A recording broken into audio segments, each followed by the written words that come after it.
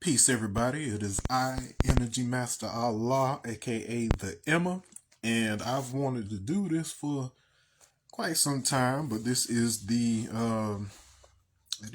Black DNA Origins Workshop, and if you know anything about my work and my writing, be it the leopard in the mirror or other things I've done, one thing that I try to include is information about my own DNA journey, because it's one thing to speculate and collect information from other places, but it's quite another to actually look at your own genetic profile as living evidence of the things that you're saying.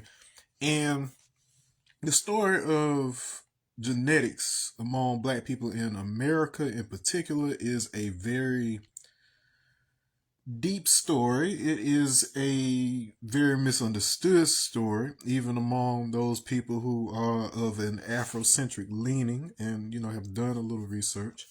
And so one of the things that I want to also do today is to make sure that you understand the way DNA works in general, the way that modern tools for detecting genetic markers work, so you kind of understand the difference between what you get from a commercial test like an ancestry DNA versus what you see when you get the advanced tools. And then I'll go ahead and tell you, you're going to need the advanced tools in order to get the real picture, and I'll explain that in a moment. And so we won't spend too much time lingering. I'm going to go ahead and jump over to the laptop and to the whiteboard, and let's get busy, y'all.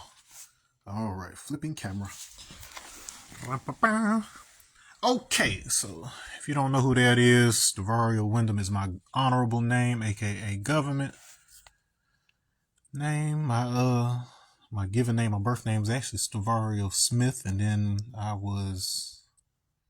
mother married when I was very, very, very small, and I was raised by the illustrious and royal Wyndham family, the Wynn clan, and I wouldn't have it any other way.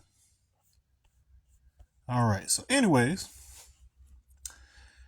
where we are right now is Ancestry DNA. So Ancestry.com, a very popular platform.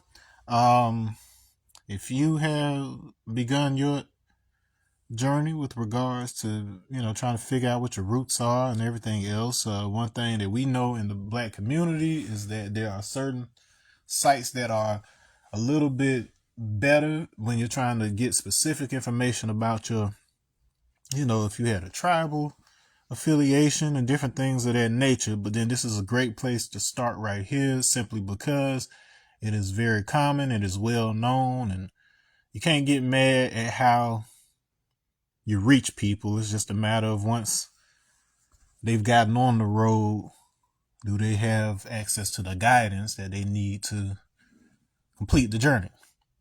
All right, so first thing I want you to look at here is, so I am on the Origins tab. So once you send off for your kit and you've gotten your kit and you've gotten your results from Ancestry, they will give you access to this site and give you like regular updates, because the way that DNA is detected and the way that it is classified, it isn't changing so constantly to where day to day they'll have you over here on the left side and all of a sudden you're on the right side. But what I'm saying is, as they understand DNA more, every now and then certain updates will happen that give a more accurate picture of it. So they're learning just like everybody else. They're good at what they do to, the extent to where they're able to provide something accessible like this to you. But at the same time, these aren't the people in the bazillion-dollar lab that work directly for the government that got all the tools and resources, nor are they necessarily, poor folks. But at the end of the day, you get what you pay for, and you get what you give. All right, so I'm on the Origins tab, and so it is marking 17 ancestral regions. So they classify these by slightly broad groupings, but they have what's called a reference panel. So the reference panel includes a number of individuals. Sometimes there's more, sometimes there's less, but they have a group of individuals that they personally, interact with that have these specific genetic markers. And so when you are sending your DNA wherever, then it is basically comparing you against that reference panel. Okay, so based on these 17 regions, you got a color map here. And as you can see, I've got stuff according to this version, I have stuff all over, Western Africa, some stuff in Central and closer to the South. Absolutely nothing showing up in East Africa, nothing in Arabia, nothing out east toward China and stuff. All this stuff not even in this part of Europe. I got all the North Europe type stuff. Whatever. This is essentially what you would expect from a stereotypical African American profile on a site like this.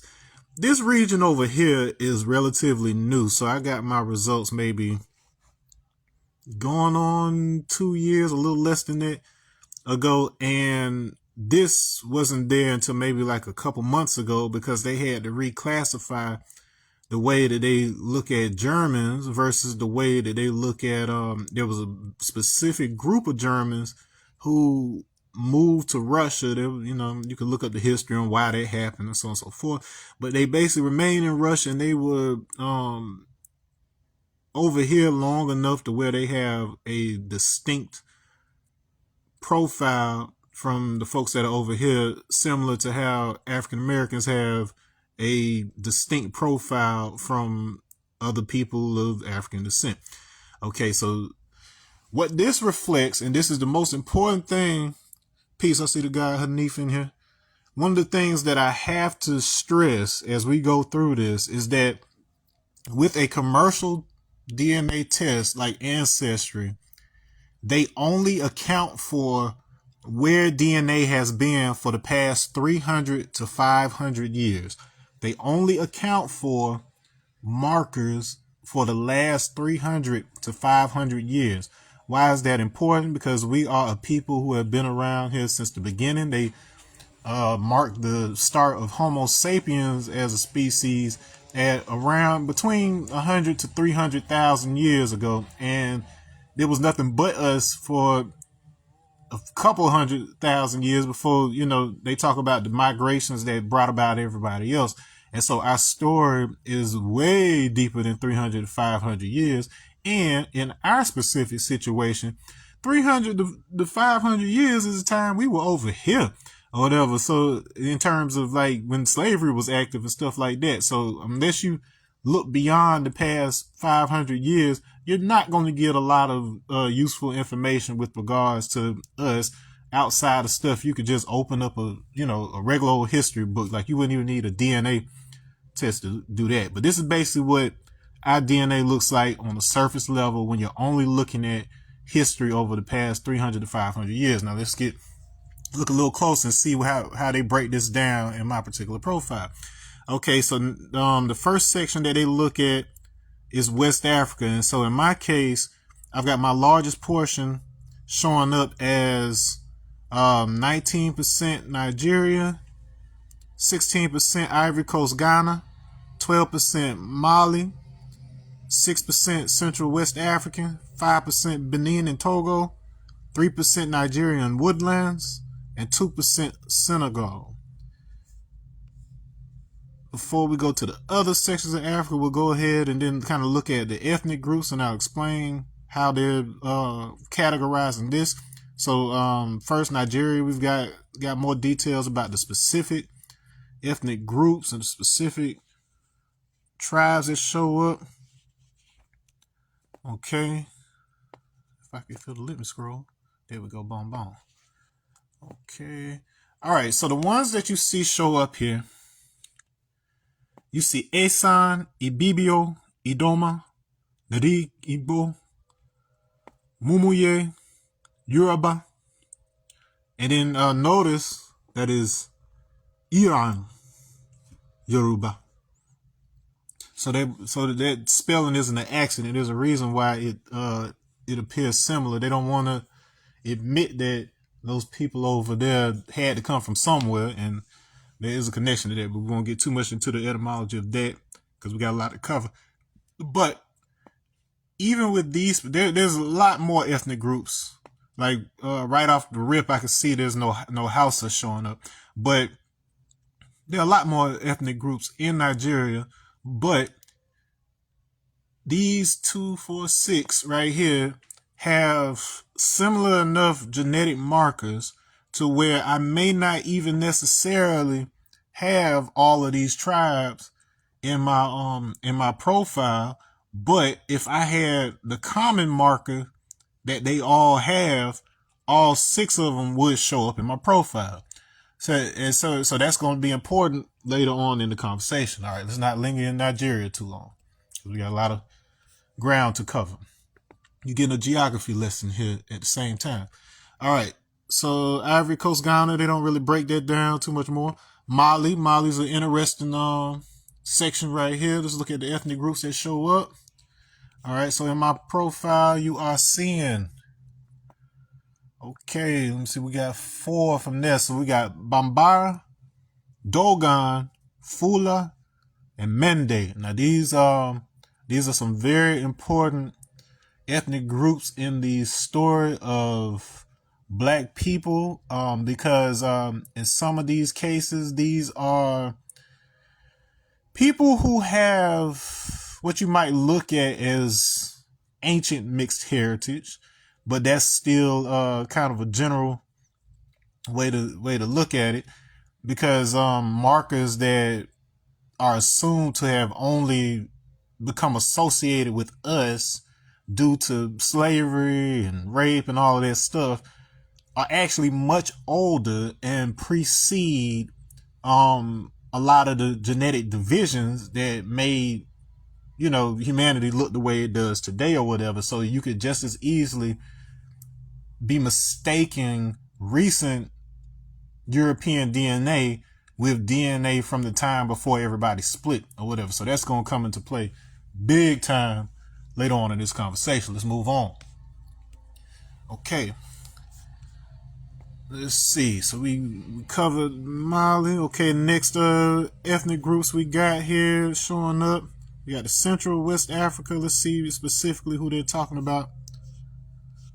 In my case, more Yoruba. I think that's the only thing I got from this section. So they are distinguishing between Yoruba in one region versus Yoruba in another region. So we're getting down closer to Benin City here. So, and Lagos is down there.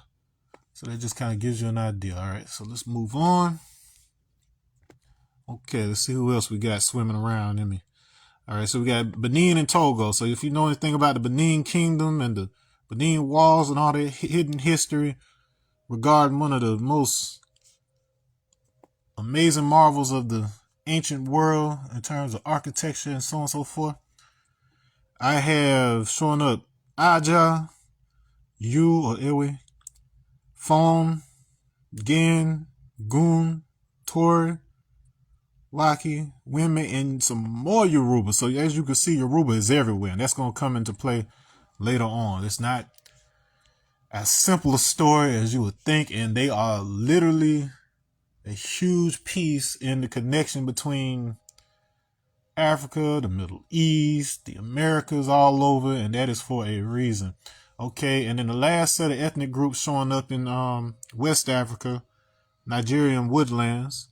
And if I recall, yes, there's only one that shows up there, and that is the Tiv. The Tiv are a specific Bantu group. And then and they are known for having stood their ground when like Islamic invaders came in, when other larger situations tried to come in, and take over. They knew how to use the land. They put up one of the greatest resistance in our history. Okay, moving along. Let's look at Central Africa, because this is a very fascinating part of the story when we get deeper later on. And so we could go to Cameroon. let's look at the ethnic groups there. It is a whole gumbo pot full of ethnicities. We got Babanki, Bafa Balong, Bafut, Bakosi, Bakweri, Balondo, Bambili, Babeleke, Bangwa, Banyang, Kom, Baninguba, Menka, Ngemba, Nusu, Oku, Pinyin, We, Wirikun, Wimbum. If you notice, interestingly enough, Pinyin is also the word for Chinese, certain type of Chinese writing and translation. Also not accidental. This region, and particularly South Cameroon, where you have these particular Bantu groups, this is actually one of the regions where they found the oldest known male with Y chromosome DNA, which is A00, and they discovered it originally from a man that was living in South Carolina, so it was in his heritage. And I can't remember his full name. I remember his last name was Perry, because we've got some Perrys down here in Florida where I'm at. But case in point, the oldest male lineage. So you got two different stories happening with the oldest female lineage, which goes way, way, way, way, way back, the common ancestor of all women on the planet. But then with the males, you have a direct line. All men on the planet are related to the what we call Y chromosomal atom. So you have the oldest, last common ancestor of all men on the planet, and if you wanted to call anybody the original man, that's who it would be. But then it's more or less thought to be indigenous to this region I just described. All right, moving right along. Okay, going on this tour. Okay, so we covered, and then we got the Western Bantu peoples, Central Africa. Now to get to the white stuff. So once again, this is the stuff that they assume based on, the way commercial tests read DNA from the past 300 to 500 years. It's not to say that some of this didn't come relatively recently, but once we get into the deeper results in a minute or whatever, you'll see why this can be misleading. But on the surface level, what we see here right now in Western Europe, we've got 5% Netherlands. We got that 1% of Germans and Russia I was talking about earlier. You get to England, they got their own thing going on here. So we got some Northeast England, some Devon and Somerset, some Southeastern England, and in Northwestern Europe. There were indigenous tribes of England and different places in Europe that were there before you had the Yamnaya descendants. The Germanic tribes come from the east and start to mix and blend with them, and those are people who had been on the continent, who moved there directly from the African continent. There was a common group of what you would call the theorized basal Eurasians, who are essentially the group that existed before Europeans and East Asians separated from each other. And so this was when we were still kind of a general mixing pot in the, Sinai, Arabia, like all in that region up through the Levant and all of that. So it was a very general kind of population. It was more something like what you would look at in America today to some degree. But we'll get into that. But anyways, so we got the Celtic and Gaelic sections are distinguished from the English sections because these Celts and Gaels, they're actually, I guess you could say, a little more related to those indigenous tribes. So if you want to put into context like why it seemed like the English and whoever else were kind of like shitting on the Irish and Scottish and stuff too. This is why, because the Celtics, the Gaelics, in some way, shape, or form, you could look at them as having a similar situation to the Native Americans over here in North America or whatever. So kind of, sort of, not exactly the same circumstances, but pretty close in the genetic story. And then we had this little outlier in South Africa, and the ethnic group, as you would probably guess, is Zulu. So I'm a Zulu. People from the sky. That is exactly what that means, and there's a deep reason for that. The sky ancestors.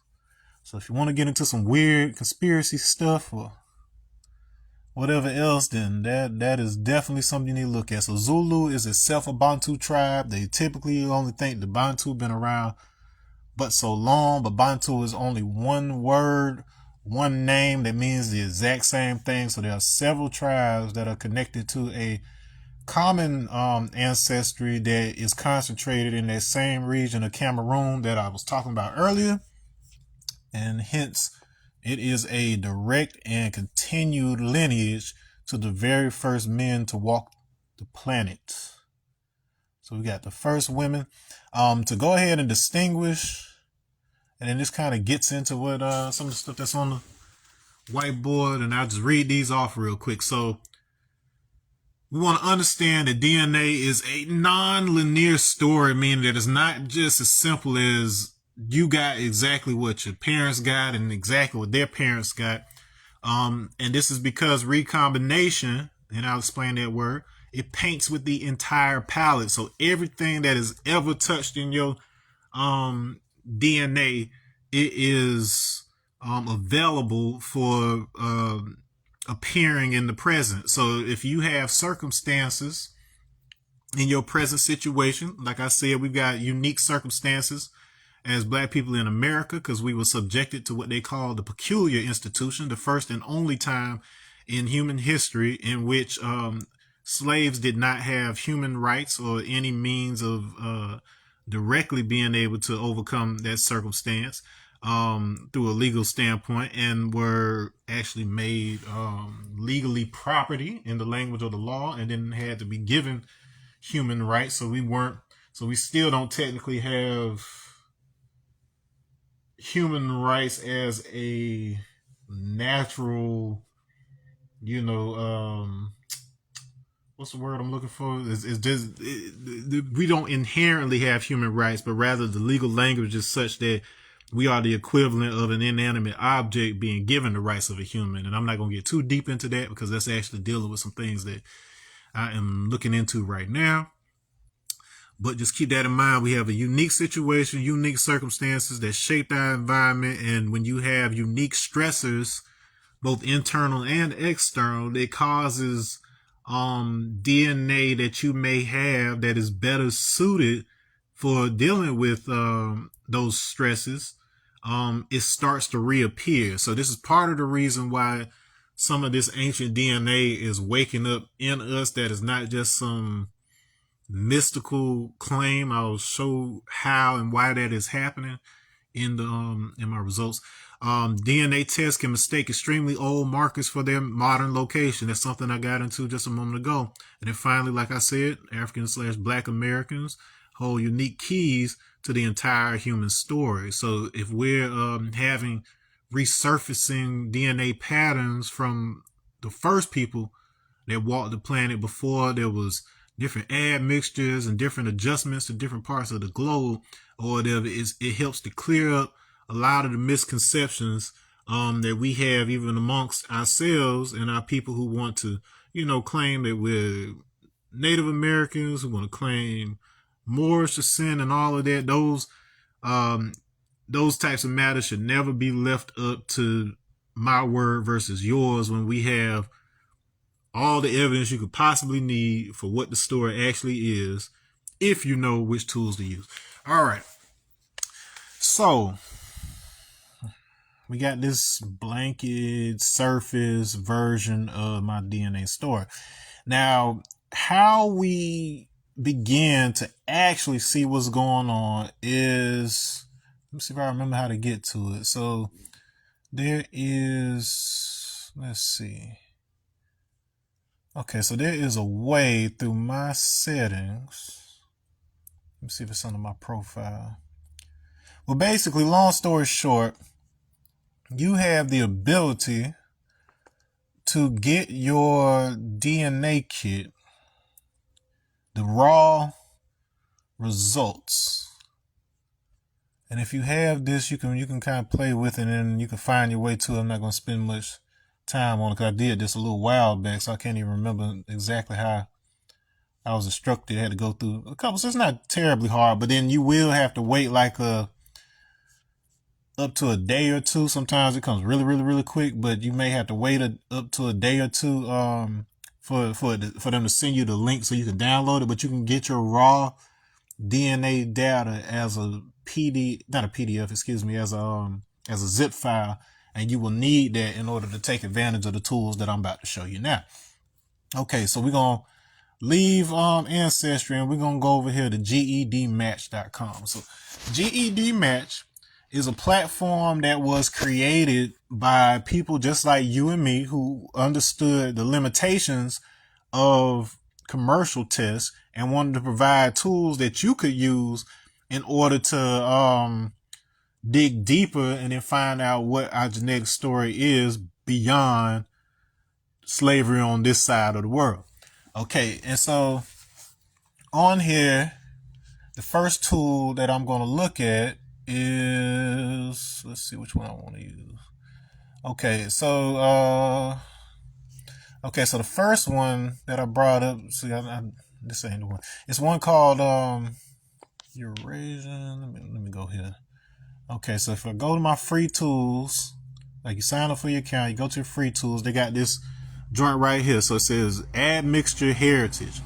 All right, so if you understand the mixture of things that is showing up within you and you are able to contextualize that in terms of how recently that it was transmitted, it can easily tell the difference. And I'll give you a perfect example. Okay, so if you're familiar with the comedian Trevor Noah, who hosted the Daily Show for a good little while, his story is that in South Africa, they have three distinct racial groups. You have the blacks, you have the white, who are mainly Dutch, and then you have a class called colored. Unlike the context in which that word is used here in the Americas, really only in the United States, because even in Haiti and other places, they use a similar context for the word colors. But in terms of South Africa, this is a group who emerged as a result of the mixing between the blacks and the Dutch, but they were set aside. I don't want to say outcasted, but then they were distinguished from the other two groups and created their own areas of the town and things of that nature. And they only were legally, especially throughout apartheid, they were only legally allowed to mix, mingle, reproduce with other colored people. So what ends up happening is over time you have a distinct race that is essentially half black, half Dutch, but it is not the result of having a black parent and a Dutch parent, but having colored parents for generation after generation after generation until it's distinct. So when it comes to DNA tests, they can tell the difference between these two circumstances, between Trevor's situation where he had a black mother and a Dutch father during a time where that was still illegal. On the surface, he still looks like any other colored person because he's just lighter than everybody else. That's the easiest way to tell that he's not full black.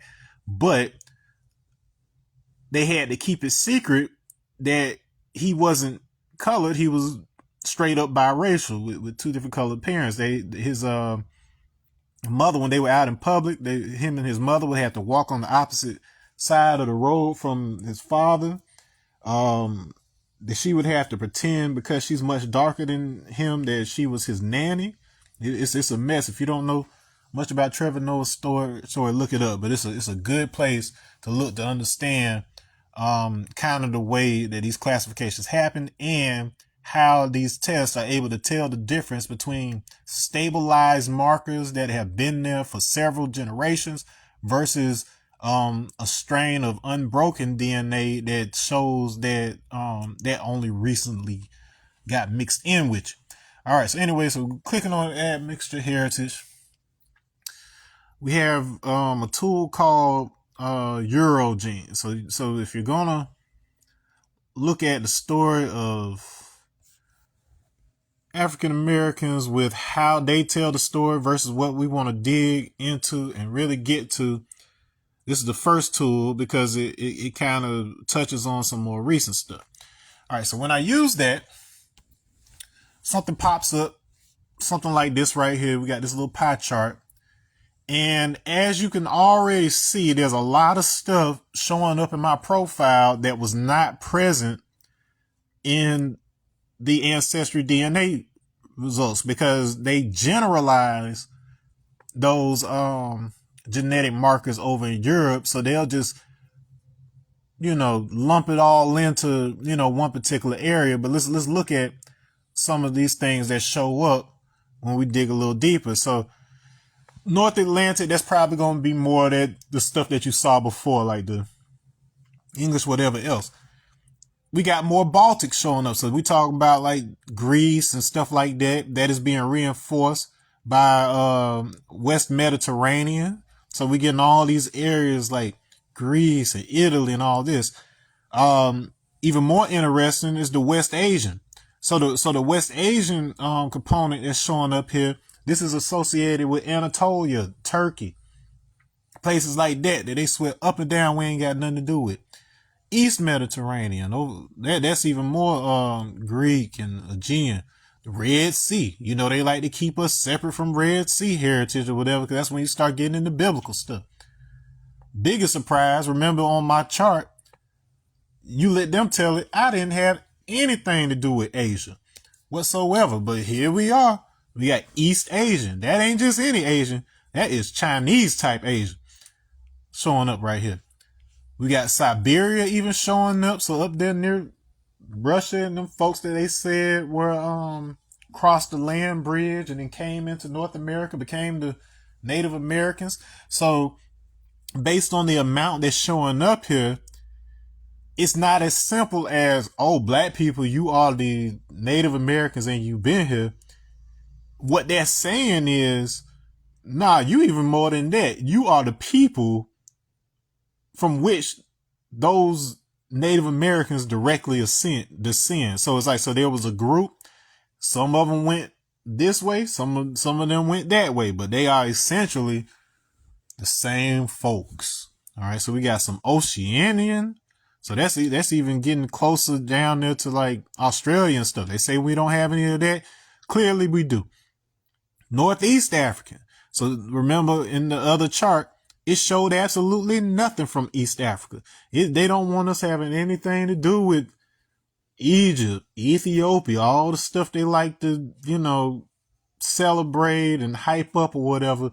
Oh, they say you niggas ain't got nothing to do with that right there. Well, there it is. And I ain't even talking about no little 0.17% like I got from Siberia. We talking about nice whole numbers, 5.53%. And then anybody else outside of those groups, they just call you sub-Saharan or whatever. That doesn't necessarily mean that your people only came from south of the Sahara, because the Sahara has changed and transformed in cycles throughout history or whatever. There were periods where it was green and lush, and then you would have these monsoon periods, and you would have these dry periods in which it would dry up and become desert, and then people either separated and went certain ways, or in some cases, if it was extreme weather conditions like ice age and glaciation and all of that, people were separated into what you call refugia for many, many, many, many, many years, hundreds, thousands of years, long enough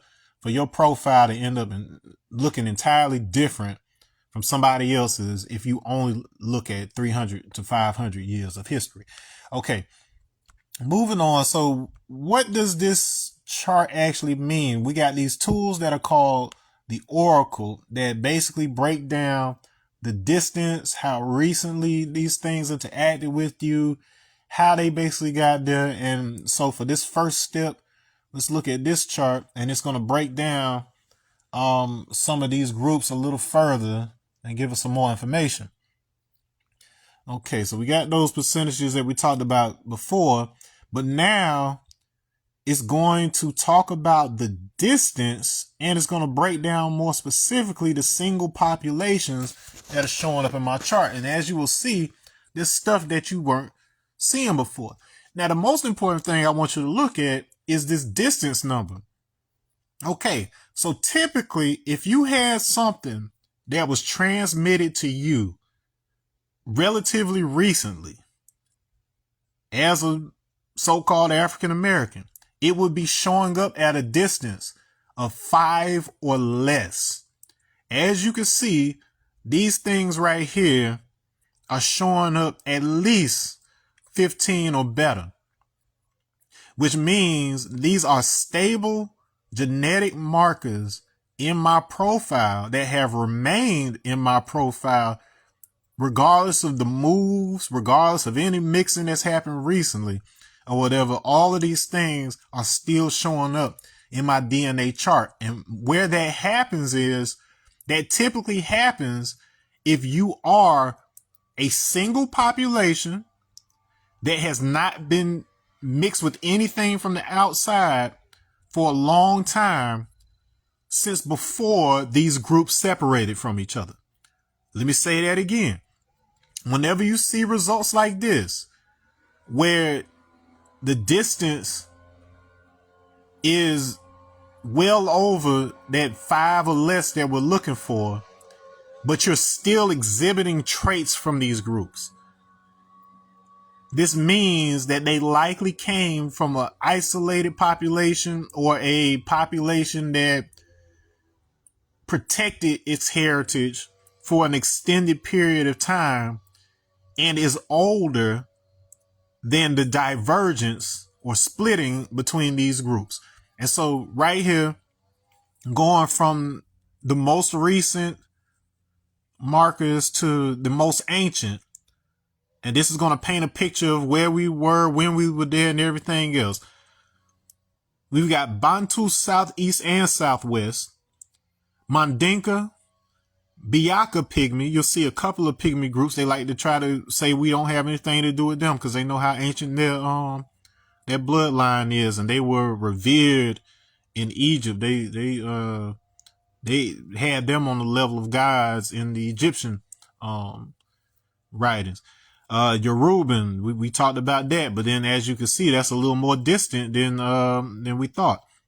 We got Luya, Bantu from the Northeast.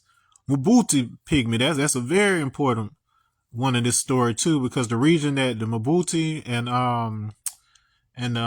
well, they're also called Bambuti, and then and I believe the Baka, they're the ones in the east part of Central Africa, in the eastern part of the rainforest, where they found the Ishango bone. So the Ishango bone is a 20 to 25,000 year artifact that shows that we had advanced understanding of both mathematics and an understanding of piezoelectric materials. That means the understanding of how crystal, bone, what's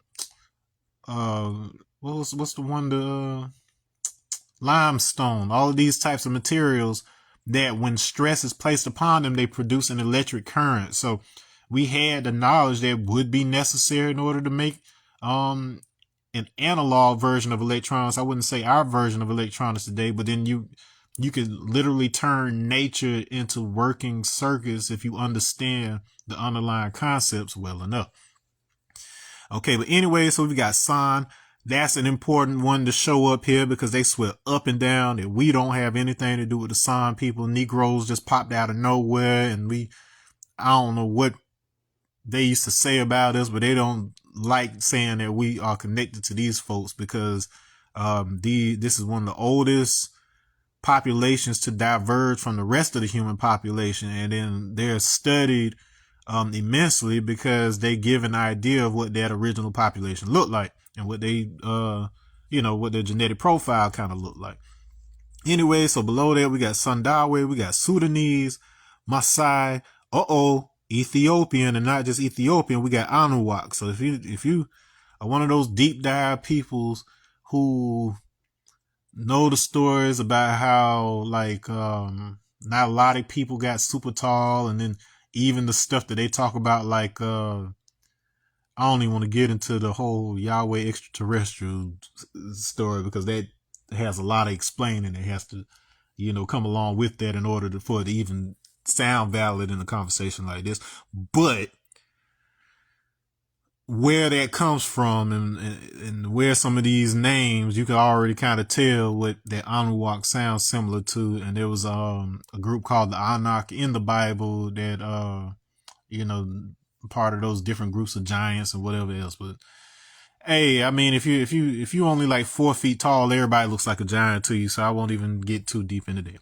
Anyway, we got Hadza showing up, East Africa. Mozabite Berber. So they let them show it on TV. Berbers are only white looking and have nothing to do with the quote unquote, sub-Saharans and blah, blah, blah. But here it is. Whoop, there it is. Not just do I have Berber, but I also have very old Berber before the North got whitewashed. We got Tunisian in there, Algerians, these are places just like that. Moroccan, they swear up and down Noble Drew Ali ain't know what he was talking about. He was just making up some stuff to make us feel good, but whoop, there it is. I have Moroccan DNA. Egyptian, ooh, smoking gun. They they love trying to say we ain't got nothing to do with Egypt. Whoop, there it is. And then there's an even older section of Ethiopian, the Gumus. So at one point, before the separation of the E1B1 gene into the A and the B groups, one of those stayed in Africa, and pretty much all of us have it. The other one went mostly to Europe, and just about, I won't say all of them have it, but a lot of the East Europeans have that still strongly. That is the one that is definitely associated with Germanic Jews, and so on and so forth. So just about every Jew, I ain't gonna say every Jew, but in the vast majority of Jews who are in the United States are Germanic Jews. Those are called Ashkenazis. The vast majority of that group can be considered converts, as opposed to part of whatever is considered the lineage that they want to try to make genetic claim to, and things of that nature. But this is just kind of understanding that distinction, because there was a time when all of us were concentrated in the Horn of Africa, and you start getting into the stories around 50,000 years ago that are associated with like the tribe of Shabazz and all that stuff that they talk about in Black American Islam. So once again, yet another one of those things they try to write off as, oh, that's just them talking because they need something to, make them feel better about themselves because it's the 60s and white people acting a fool. But nope, as you can see from our results, these things do exist in my profile. Now, this is where it gets even more interesting. Okay, so we went from the single population markers to what we call the mixed mode population sharing.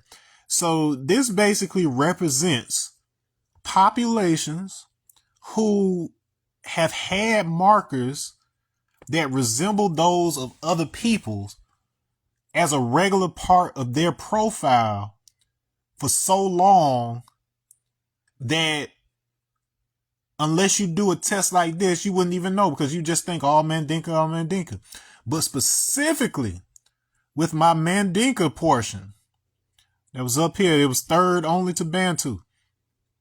In my Mandinka portion, this indicates, especially given these distances, remember I gave you the distance of 5 or less as a marker for recent transmission. That means that the Mandinka as a people have very similar markers to Southwest English, West Scottish, Southeast English, Orcadian, Irish, North Dutch, Danish, South Dutch, Norwegian, West German, North German, French, Swedish, French Basque, Spanish Cataluna. They didn't want to give us nothing from Spain. Southwest France, Spanish Cantabria, Spanish Aragon, Spanish Castilla. They definitely try to keep us different, separate from the Castillas because that's the royal line. And Valencia. None of these are over 5. These are hella recent. Okay? So the Mandinka in particular, which is one of the most common for us here in the Americas, also contains these markers in a stable enough way to where we might write it off as something that was just transmitted recently. Okay, this is important. So we're going to go to one more tool, which is one of my favorites, which is called the Punt DNA tool. So when I was over here on the drop down, you might have noticed there was one called Punt DNA L. So, you know, the biblical stories about punt, they try to make put, foot, punt all out to be different things or whatever, but in that word, it comes from the same set of language evolutions that the word Bantu comes from. So punt, put, pint, bant, bunt, panj, pong, fong. All of these I have been able to trace back to essentially the Egyptian word for dwarf or pygmy. But even beyond that, it was a word associated with, we'll say, angel / naga. If you understand the etymology of that, which I got into a good amount in the previous video I did, but the common linguistic root is actually talking about a word that was used for artisans, creators, those who are able to shape both the physical world and the spiritual situation of humanity. So these are all things that end up getting conflated into the common understanding of the word God. And it is linked to probably what is the most stable and secure and indisputable support for any claim that 5%ers or whoever else may make for the black man is God. It is not simply an adopted label or things of that nature. If you look at the actual historical and etymological record surrounding these things, the evidence is overwhelmingly in the direction that there has been manipulation and misinterpretation of what the word God means in the modern context. And this is not something that is separate from scripture. It is something that is in scripture itself if you assess it based on the original languages that it was transmitted in. In the case of Christianity and Judaism, you are talking about Greek, Aramaic, Hebrew. Aramaic in particular, you would be looking at Imperial Aramaic, meaning that it was the accounting system that was used by the empires of that time, and it is tied to the Persian Empire as well. So there's an entire legal language that is the substrate and foundation for everything that we do in the modern world. And if you don't understand that, boy, and in fact, I was first even introduced to that concept around the time that I first started running with Wu-Tang, close to the beginning of the pandemic and stuff. So the way I was building with the lessons, it led to certain privileged individuals reaching out to me and making me privy to certain information that we would need to more or less, let's just say, save the world. Real life superheroes out here. Not all of them wear capes. All right. So anyway, so once we activate the Punt DNA tool, it takes you to a screen like this, which resembles the former screen, but then it breaks down more specifically these ancient groups that make up the common ancestors of all people on the planet. And so some of that Siberian and East Asian that was showing up in the previous section, now that it's more specific and it's more identified, we've got these markers. So we've got, let me see if I remember what ENF was. It was like Eurasian North farmers. No, Eurasian Northern farmers. We've got the Central Hunter Gatherers, and we've got the Western Hunter Gatherers. These are the indigenous groups associated with Europe. The Punt DNA tool looks at DNA markers that are 10,000 years or better. So that means this is the group, and we'll get into more detail about it in just a moment, but this is the group that would have not only been the ones that crossed the land bridge and went over to, they say went to the Americas, but even more importantly, it's a group that over the course of 50,000 plus years shows a clear path of migration tying them to the region of like Algeria and Morocco that I showed you in my profile just a moment ago. And the way that I was able to track them, and the way I started peeping them to begin with, was the art style. So I have a background in the visual arts and studying painting and the history of painting. And whenever you do a art history class, they always start with the cave paintings and the conventions that they were using to capture those things. And just about every piece of that art that they really focus in on, it has to do with some of these groups that I'm about to talk about. Okay, so we come back over here to the whiteboard.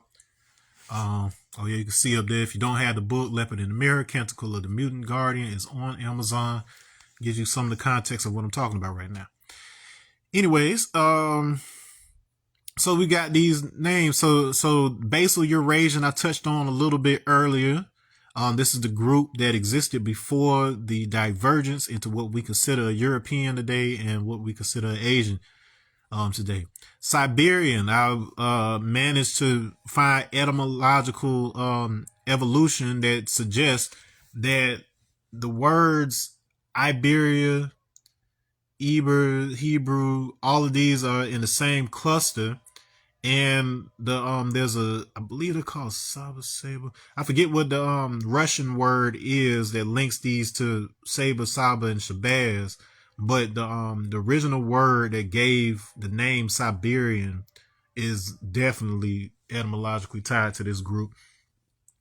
And if you know the biblical story, there was a group before the Hebrews, or a common ancestor that they refer to as Eber or Aber. And the reason that is so important is because typically when you hear the biblical narrative, they always jump to the Israelites and then whatever's after that. Peace. I see Wrath in the building. It's my brother from another mother right there. Whatever. But the reason that we have the arguments that we have nowadays is because people are afraid to go to the times when we all were one, because it is a very brown story, but it doesn't exclude everybody. Only those who've forgotten where we really come from. Now, with this Basal Eurasian, they're the ones that pretty much came out of Algeria, came out of Morocco. That group is the same one that diverged into what we consider the East Africans, as well as those who were in Central Africa and continued further south to the San people. Now, with our DNA in particular, when it comes to African Americans and West Africans, and also South Africa, it's a different group, but it's basically the same situation, where they talk about what's called ghost DNA. So this ghost DNA basically says there was a a human ancestor, like before we were even quote unquote Homo sapiens, that left the continent um well before the divergence. Like I want to say this was even before Homo heidelbergensis separated into Homo sapien and Neanderthal. So it was whatever was before that. They say that left, whoever that was, they left for like hundreds of thousands of years for a ridiculous amount of time, returned back to Africa, to like the northwestern region somewhere around 145,000 years ago, and went out of existence. So they basically bred out of existence.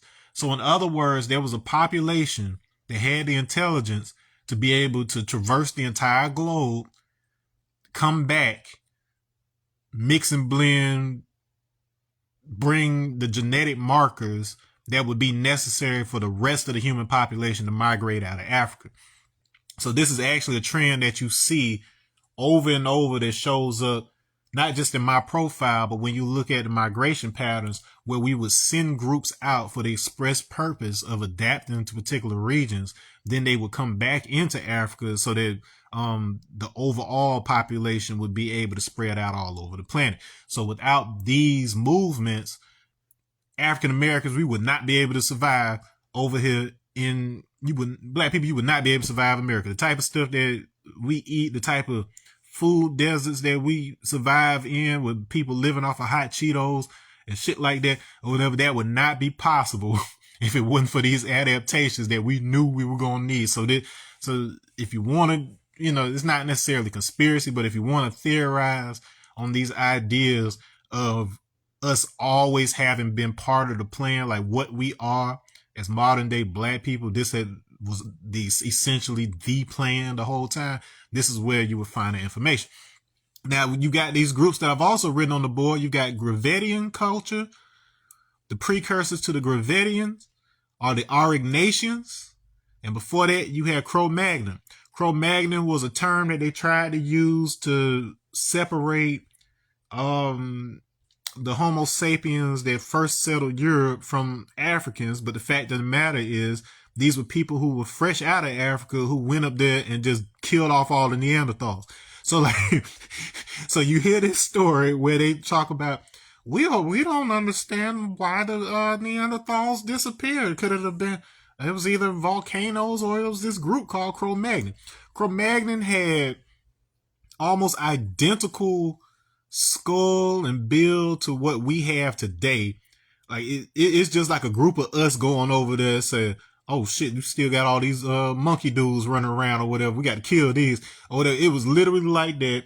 The artwork from these groups is like, matter of fact, let me stop talking about it and let me show you this right here. So if you have an art background, you will immediately start noticing certain conventions like use of the golden ratio and whatever else. And if you track this one group, you keep seeing the same motifs show up. So let's start with Gravettian. Matter of fact, I want to show you these reconstructions that they have of them as well, because they walking around with like dreads with cowrie shells in it. You don't get those anywhere else but in Africa. Like, look at this dude. Look at this dude. He don't just look black. He look like African American black. He looked like one of those dudes that's general as hell because everybody's been living together and mixing with each other. Look at these sculptures. Look at these braids. There wasn't no hat.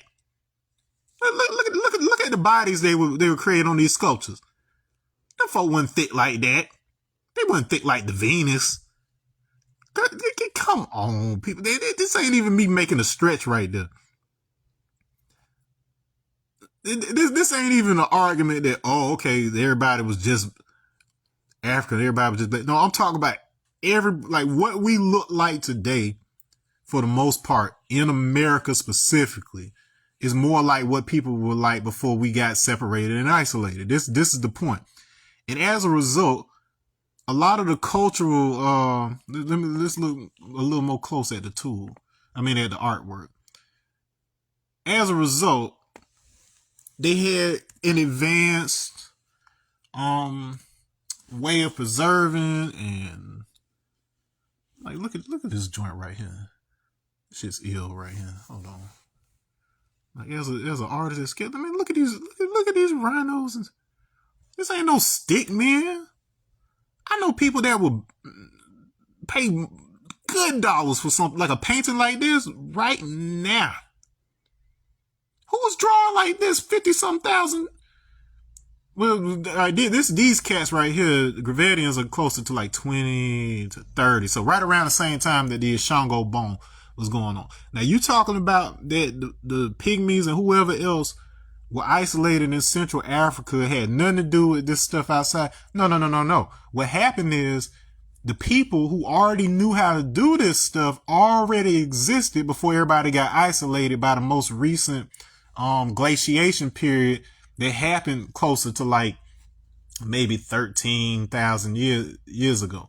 Well, let me say 15,000. So this was closer to like 13,000 BC, where the Asiatic calendar's year one is. So the same place that Black American Islam says that this specific Quran period, year one, started is around the time that these folks were around.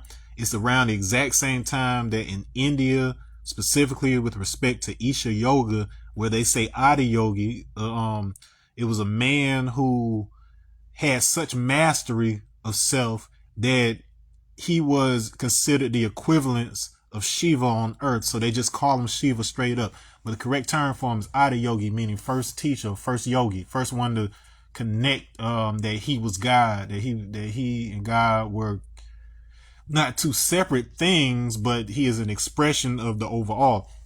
And so he shows up in the Himalayas and begins to teach the Tibetans this and so on and so forth. But this is all tied to this exact same group, undeniable. Now the other name you saw over here, Auric Nations. So the Auric Nations were the ones that were on the European continent. So the Gravettians are the ones where you're getting closer to Siberia. But you basically see this trail. Matter of fact, let me start with the Algerian site first, which is I can always forget the first, Tassili, Niger. So it's like, so this is where you first start seeing it on the African continent, where you start seeing these proportional conventions within the artwork.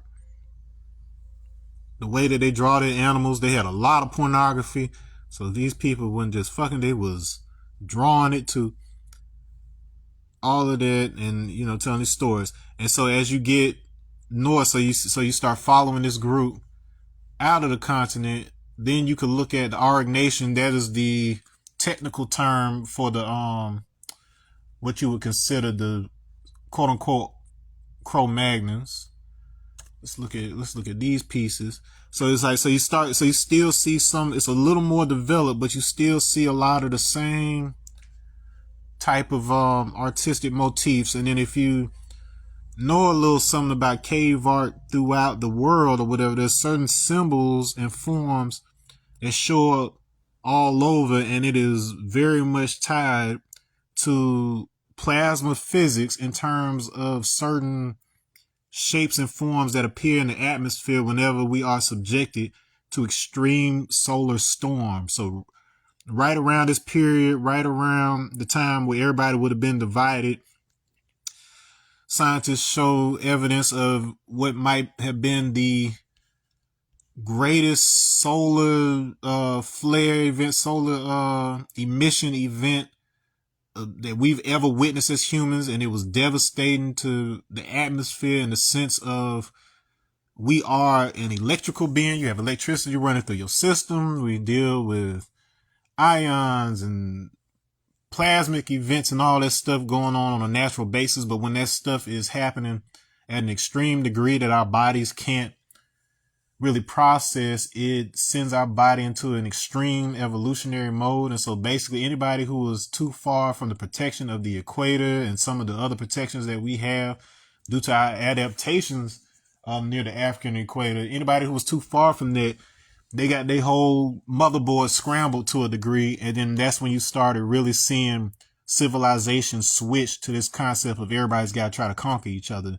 And why you have that difference, like you still have war and different things like that in I don't want to say modern Africa because a lot of that is influence from, people participating in the global capitalistic type of, motivations and whatever else. But in terms of tribes that were already there, you had war, but you had a sort of honor system when it came to that. You weren't just randomly going around conquering.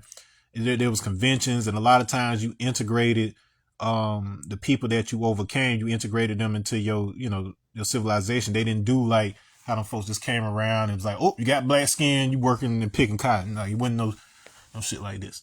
All right, so that's all of these guys right here. Auric Nation, and then finally you get to the Gravidians, like I showed you before. Sometimes they don't even make distinctions between these two groups, but you once again in the artwork they even have repeats of this picture because they're pretty much the same folks showing depictions of animals that, sometimes you'll see stuff like giraffes and stuff that good and well ain't in no damn Siberia. So how they disconnect the story, I don't know. Okay, so that brings me to the last part of these results. So I showed you kind of how this breaks down, but let's go to the oracle. Now, when I go to the oracle and then I look at the single population, even as an African American general profile, I'm still only showing up as 5.09. There should be no distance whatsoever between me and the so-called African American phenotype whatsoever. But it's saying that so much of my DNA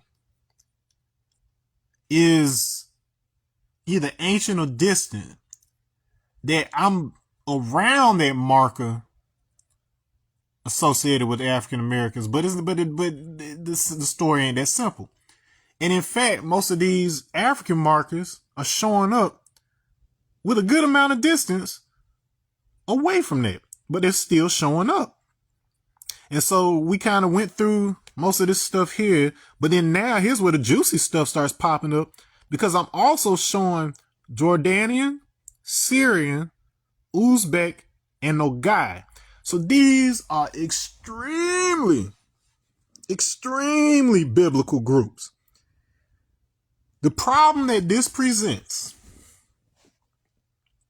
not only does it show that my DNA is connected to these places, but even more importantly, it's showing that whatever these periods were where people were supposedly occupying these types of areas in biblical times, it was not, I repeat, it was not during the timeline that they try to convince you of right now. The timeline that they give you that places the age of the world at roughly 6,000 years ago is based on a misinterpretation of encoded information that had the people who took certain stories and certain story archetypes as being overly literal and who were not properly initiated into that information. This is part of the reason why the Bible was never in the common tongue. In the case of Italy, it was always in Latin. They didn't put it in Etruscan or any of the common languages people were speaking, because they knew that unless you understood and you were properly initiated into the conventions of Latin, which were initiated by older Greek systems, which were initiated by older Egyptian systems, who were initiated by even older Pan-African continent systems or whatever, unless you were properly, initiated into the meanings of those things, the surface narrative of the story is easily misconstrued. And that's exactly what happened. And they know the effect of doing that, which is exactly why the King James Bible came about. Because whereas the Bible was only allowed to be, read and studied by the elites or whatever, they under the guise of saying that they wanted to make it available to the common people, what they essentially did was give one of the most advanced pieces of technology, because that's essentially what it is. It is a reality programming technology. They handed the most advanced technology on the planet to people who couldn't even read because they knew exactly what would happen. Because they can't read, they have to listen to somebody else for interpretation. And that person is in a position to sway those people whichever way they want to. And so this isn't just speculation. It isn't just paranoia. It is the genetic history of what has happened. Now, when we get into the details, this is some of the most surprising information here. Just remember what I just said about them Latins and the Italians or whoever else. When we dig deep, even deeper into these tools, we see that even some of those Spanish markers and things that was shown in the Mediterranean markers that was showing up in relation to the Mandinka in the previous screen or whatever wasn't even the whole story, because we've got folks that are even closer. And what you see is that almost uniform across this board, you got numbers that are right within the same range of roughly about 83.5 on the African side and roughly about 16 or 17% on the Mediterranean side. You have these four groups in particular. Asan and Yoruba are particularly concentrated in Nigeria. Mende and Mandinka, this is where we're talking about like Mali and all of that. And then we have, so five, so Gambian. So we got Gambia in here too. So between these five markers, all of them have a common ancestor that shares enough genetics with the ones that appear in this line right here. And they've managed to maintain those lines for long enough to where they become stable enough markers to where they still show up in my black ass all the way over here in the Americas. Remember what I said about five, and remember even with those ones that I was showing that was closer, they were like ranging up to like a distance of 3. Every single one of these is hidden at 2 or less, meaning this is fresh. It's fresh off the skillet. So this means all of these groups over here, if you have Mende, Asan, Mandinka, Yoruba, or Gambian in your DNA, you have the same ancestors as the Italians. So there's like 5 different groups up to the north. The Spanish have a few different groups that you see showing up here. And also the French, and more important, the Tuscans. These groups right here, if you want to have an argument about who the Moors are and all of this right here, this is the exact genetic profile you would expect. If you limit your conversation regarding Moorish ancestry to the recent Moors over the past few centuries, the ones that they say went and, help get Europe out of the Dark Ages and, talk about the 1300s, the 1100s. You can take it even back to the time of Muhammad, the 700s. You are selling yourself short, because whatever the hell is going on with us here in the Americas, it is much older than all of these historical stories that we've been told. And in fact, there's more evidence that everything that we've seen since the end of the glacial period is simply just recreation and reenactment of things that had already occurred from a sufficiently advanced civilization. I ain't gonna say that they necessarily had flying cars and bullshit like that, but in terms of how advanced we are now compared to 100 years ago, these people had at least that, very likely a little bit better in understanding than where we are right now. And the ones who managed to survive, they became viewed as the gods or advanced teachers of this particular period. Because if you had a situation similar to ours, in which everything's digital now, money's becoming digital, all of our history and stuff that we do We share it as photos from our phone and we post it online or whatever else. If you're not writing physical books like this one right here, there's a good reason I didn't make this book digital, at least not yet, because I need more physical copies in existence. But if the grid went down and we had another solar event like that one that, separated everybody mentally in the first place, that entire history would be lost. And you would have people who are the equivalent of not just cavemen, but you'd have people who are so used to conveniences, who don't know how to grow anything, hunt anything, who are so used to having everything at the push of a button, that when they're thrown out there into the wild, the vast majority of them would be the equivalent of very high cultured cave people. And it would require people who had dedicated their lives to preserving the information in analog ways, who understood the technologies of sound and vibration and piezoelectric materials and the sciences of the body, the advanced spiritual sciences related to the body. These are the people who would be revered as gods, because they would be the ones that not only understand how to recreate these technologies, but they would also have oral traditions that are specifically designed to teach it to stupid motherfuckers. If you don't, if you don't understand advanced computer science, if you don't understand advanced physics, terminology, if you don't understand advanced etymology, just like how the average person is today or whatever, you would have to teach those people using stories. You would have to use myths. You would have to use symbols. You would have to use Bibles. You would have to use Qurans. You would have to use Torahs. Those are the versions that were preserved just in case something like this happened. Why would you do something like that? Because when you're the original people on the planet and you've been here at least hundreds of thousands of years, you've been around long enough and you've had continuity long enough to know that there are certain long scale cycles of weather and solar related events that pretty much wipe everything out or change the landscape.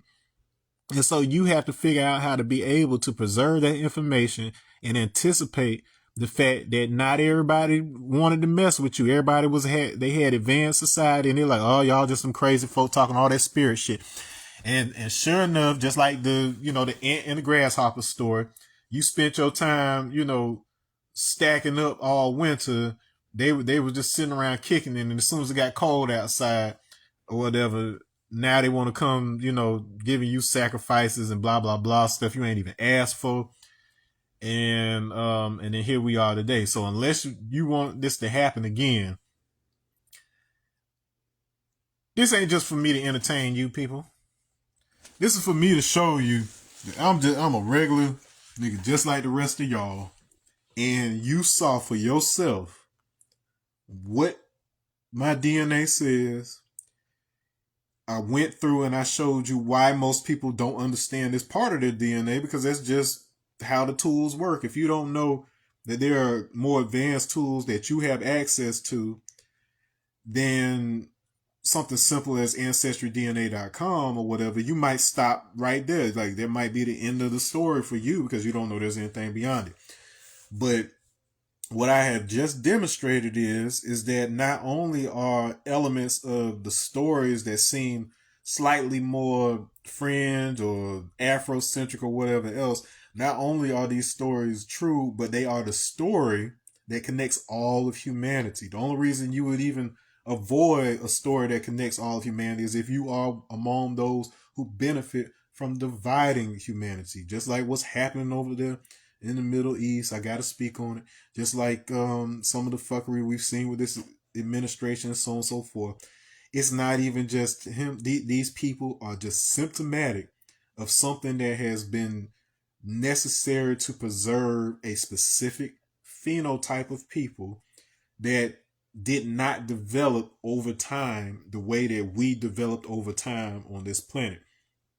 We are talking about people who said, we're going to mix and match and we're going to pick the features that we want to be able to distinguish ourselves from others and be able to maintain our royal status or royal bloodline, be able to set ourselves apart, be able to say we're a different something than you are, and that's why we get to have advantages over you. But as you can see, even a lot of those markers do not originate with them and still show up in my ancient DNA. So I don't know what your profile will say. I'm assuming that my profile is relatively normal as far as black people in the South goes or whatever. So just use me as a sample size as a control group. But if you do decide to begin your ancestral, your DNA journey, rewatch this video, share it with somebody else that might want to, and then for a little more of the higher level context, be sure to grab my book on Amazon, The Leopard in the Mirror, Canticle of the Mutant Guardian. The poem part, the first half of it, that is public domain, so feel free to copy it, reproduce it as much as you want. The commentary that I put in the book at the end of it is copyright protected type stuff or whatever, so you can't just use that willy-nilly. But because it's each one teach one, I have no problem with you either reaching out to me to learn more, or if you use the commentary in the poem to generate your own commentary, by all means publish your own version of it. You can use the Leopard in the Mirror title and all of that. You just have to make sure that you specifically says that this is your name right here. This is my commentary on this thing that was created by the Emma. And that's it. But on that note, good luck with your journey. We've got to unravel the truth behind this stuff in this way first, because it is the indisputable evidence that we will need in order to do some of the more legal and practical steps associated with this. If you're going to freedom ain't something that's way out there. It ain't something that, is fringe or whatever else. There are ways to handle this, but it's surgery. It ain't just chopping off an arm. This is that surgery they use to reconnect nerves, the ones you see on those movies, those sci-fi movies where they putting a cyborg arm on somebody. We doing that level of surgery right here. Whatever. But on that note, I'm gonna say peace. Y'all be safe out there. Peace in the Middle East, y'all.